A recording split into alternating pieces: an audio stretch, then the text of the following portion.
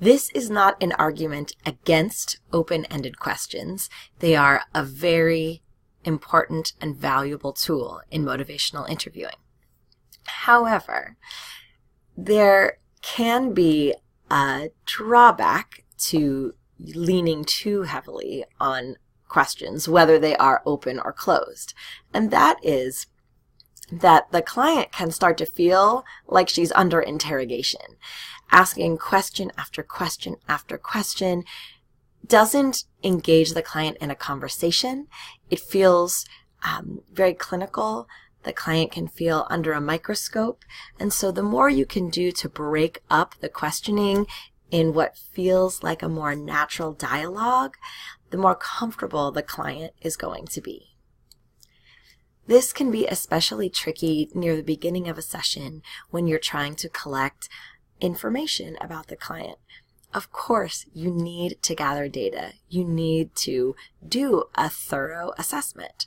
But you don't necessarily have to do that in the style of checking off a bunch of boxes or filling in a bunch of blanks on a form, even though that might be what you're actually doing. Think about how to break up those questions, again, with conversation, with reflections, by being curious and engaging the client in further conversation about their responses. A suggestion from two of the researchers who are known really as the initiators of motivational interviewing actually recommend that you spend 10 minutes engaging before you actually move into assessment.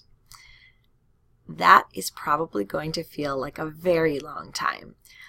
Do you need to keep your eye on the clock and make sure that you don't ask any assessment-related questions for 10 minutes after the session starts? No, but it's important to keep that idea in mind that it's so easy to fall into the trap of, jumping into questioning your client very quickly.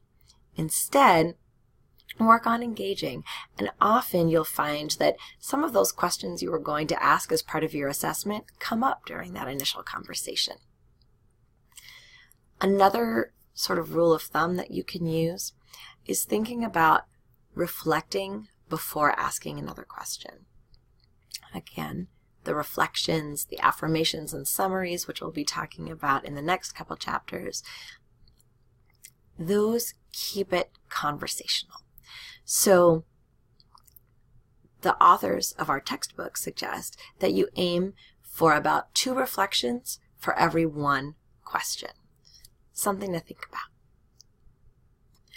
I'll just say once more, the open-ended questions are a really important part of motivational interviewing and getting to know your client. You just don't want to overuse them. I hope you'll keep that in mind as you work on your counseling skills.